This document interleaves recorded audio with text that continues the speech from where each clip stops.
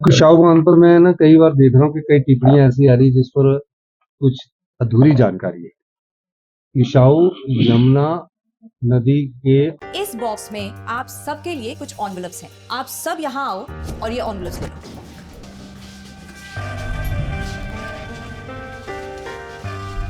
हम अपनी जिंदगी में अच्छा बुरा सब जानते हैं, लेकिन फिर भी कुछ बातें इग्नोर कर देते हैं, जान के अनजान बन जाती हैं। तो मैंने सोचा जाते जाते याद दिला जाओ, ताकि पूरी जिंदगी इग्नोर नहीं याद रखोगे, मुझे भी और इन बातों को भी। यदि आप इन कारणों में से किसी के भी संपर्क में आए हैं तो नजदीकी सरकारी अस्पताल में HIV की जांच गुप्त और मुफ्त करवाएं।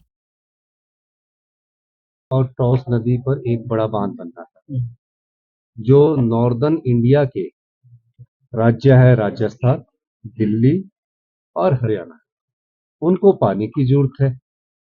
अब जिनको पानी की जरूरत है उनको भारत सरकार 90% ग्रांट दे रही है और 10% जो है वो राज्य सरकारें वहन करेगी जिनको पानी की जरूरत है।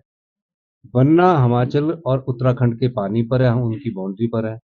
70% जो एरिया उत्तराखंड का था, पिछली भारतीय जनता पार्टी की सरकार ने एक समझौता किया, एक सहमति दी। उस सहमति के अनुसार कि हम जो इस बांध से 422 मेगावाट बिजली पैदा होगी, जो दोनों राज्य उत्तराखंड और हिमाचल प्रदेश को मिलेगी, उसका पैसा हम वहन करेंगे।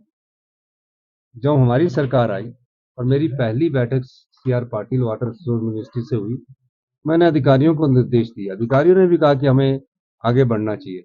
मैंने कहा नहीं, हम आगे बढ़ेंगे, लेकिन जिनको प्यास है, जिनको पानी की जरूरत है, उसको तो भारत सरकार 90% दे रही है और 10% तो वहन करेंगे, और जो उस पानी से बिजली पैदा होनी है उनको बोल रहे हैं कि बिजली की कीमत आप लो। तो पानी हमारा, बहती हुई संपदा हमारी, और हमको ये कह रहे हैं कि आप उसका बिजली जो पैदा हुई उसके पैसे दो।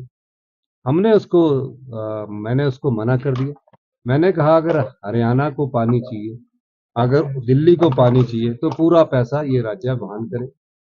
ये 3 साल चर्चा चलती रही, अधिकारी स्तर पर बैठकें करते रहे। अधिकारी कैसे बदल सकते थे? जब मैंने उनसे कहा कि ये 100% अगर ये भारत सरकार करेगी तब मैं इसमें सहमति करूंगा। फिर CR पाटिल जी से 3-4 बैठकें, उसके बाद गृह मंत्री से उच्च स्तरीय बैठक हुई, जिसमें मनोहर लाल खट्टर जी, पुष्कर धामी जी और सभी अधिकारी, बड़े और न्याय और अधिकारी सभी उपस्थित हुए। उसके बाद हमने कहा कि अगर आप हमें ये पैसा नहीं देंगे तो हम इस बांध में अपनी सहमति नहीं देंगे। मुझे खुशी है कि जहां हिमाचल प्रदेश को 211 मेगावाट मुफ्त बिजली मिलेगी, अगर आज हम 211 मेगावाट का बिजली प्रोजेक्ट किसी प्राइवेट प्लेयर को देते हैं तो सिर्फ उसमें से 12% फ्री रॉयल्टी और 1% लाडा मिलना था, 13% मिलनी थी। ये क्यों इतनी बड़ी ऐतिहासिक जीत है कि 211 करोड़ के लिए हमने कोई पैसा नहीं लगाया और 211 करोड़ मेगावाट हमको बिजली मिलेगी और 5 साल बाद 600 करोड़ रुपया हमारे को इनकम होगी। जबकि उत्तराखंड को सेम ही प्रोजेक्ट है, उत्तराखंड को अपने जो बिजली पैदा करनी है, जिस पर उन्होंने पहले सहमति जताई थी, उसके पैसे उनको देने पड़ेंगे। ये तो अभी एक शर्त है, अब तो ये MOU होगा शायद।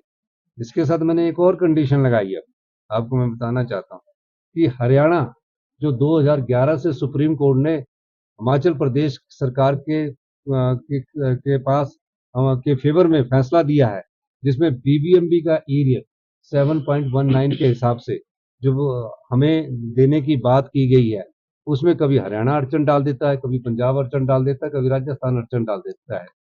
मैंने कहा कि BBMB के एरिया को सुप्रीम कोर्ट के फैसले के 14 साल बाद भी नहीं मिल रहा।